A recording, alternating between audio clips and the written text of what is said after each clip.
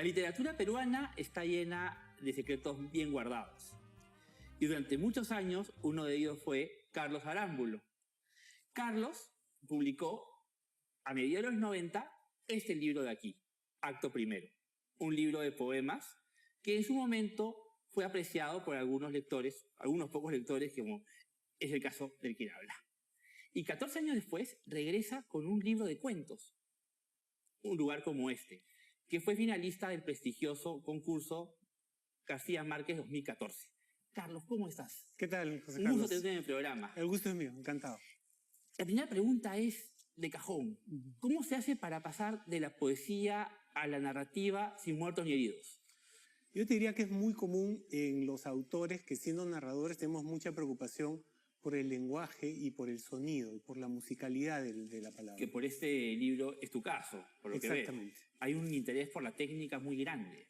Sí, y no por la técnica en sí, sino porque si, como tú eres un atento lector de este libro, te habrás podido dar cuenta, hay relatos que difieren mucho uno de otros en cuanto al tratamiento, no de la estrategia general de emplear un lenguaje rico, ¿no? Que amplía la anécdota más allá y la convierta casi en una alegoría, sino presentar técnicas que cada relato te pide. En algunos casos se trabaja telescópicamente a lo Vargas Llosa, en otros los tiempos están montados como una edición de película de los años 70. Así es. Y bueno, así va variando de acuerdo a lo que cada relato me iba pidiendo, ¿no? Entre el primer libro y el segundo hay 2 décadas de distancia. Sí. Tú declaraste un día, hace mucho comprendí que no podía vivir de la creación literaria, así que decidí hacerlo para ella.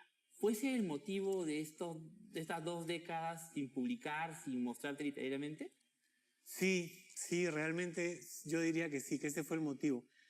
Sucede que me ganó una cuestión muy práctica, ¿no? Parar la olla, que es lo que le pasa a muchos escritores peruanos. Sí, a todos. A todos. Y encontré, curiosamente, una ocupación práctica que me trajo algunas satisfacciones literarias, como conocer a ciertos escritores, pero no desde la perspectiva de quien quiere ser visto con ellos, sino de cultivar una amistad literaria, sincera, basada en la escritura, ¿no? Puedo mencionar que uno de tus grandes amigos literarios y un maestro para ti, aunque él siempre es muy horizontal en el trato, ha sido Osvaldo Reynoso, que en los años 90 decía que justamente lo que yo dije al principio de esa entrevista, que era uno de los secretos mejor guardados de nuestra narrativa. ¿Cómo fue tu relación con Osvaldo?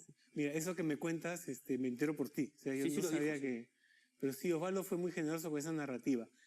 Esta ocupación práctica que yo tuve en los años 90 fue dedicarme a ser visitador médico, porque mi padre me dijo que me podía ir bien, que él había sido incluso hasta gerente general de un laboratorio, había pasado por todo el escalafón de esa industria. Y bueno, comencé a trabajar en eso, económicamente me fue más o menos bien, tenía cierta comodidad, y se dio la casualidad de que trabajaba en el hospital militar y de policía que están uno al lado del otro. Y a veces terminaba temprano, 12:30, y ahí cerca estaba la casa de Osvaldo Reynoso. Claro. Una vez lo entrevisté y me dijo, mirándome a los ojos, ¿tú escribes? Me lo dijo bien serio. Y yo le dije, sí, yo escribo, y bueno, tráeme lo que escribes, me dijo, ¿no? Y comencé a llevarle cosas, comenzamos a leernos, nos comentábamos. Un día me pasó un manuscrito que estaba tipeando a máquina, en esas máquinas Porque él Olivetti nunca usó antiguas. computadora. No, Siempre tenía jamás. máquina de escribir en su garaje, ¿cierto? Sí, y tipeaba en hojas de papel bulky, me acuerdo. O sea, ni siquiera bond, sino de esas tipo periódico antiguas. Las ásperas, ¿no? Sí. Esas.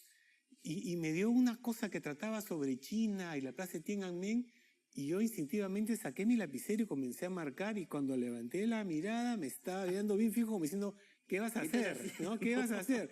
Y yo le dije, ¿puedo? Y me dijo, por favor. Y fue muy generoso, ¿no? Yo le hice, claro, obviamente no he sido un corrector de Osvaldo Reynoso, No. pero 2 o 3 cositas que le dije, oye, esto podría funcionar, me parecieron interesantes.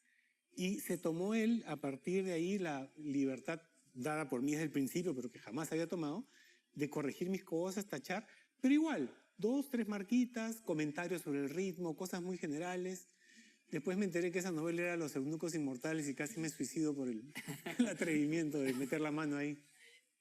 ¿Cómo nace el concepto de tu libro de cuentos? Un libro de cuentos basado en un pueblo absolutamente ha sucumbido al calor, a la deshidratación, a la sed, a la soledad. ¿Cuál fue la idea que motivó poner en marcha estos relatos? Mira, al principio dijiste que había 14 años de diferencia en la aparición de los libros, lo cual es cierto. Pero en cuanto a la escritura, no, se escribieron casi juntos.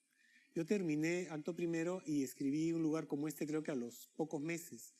Y tenía en la mente un relato que se trataba de un entierro que generaba vida, de alguna forma. Esa era la imagen simbólica que tenía.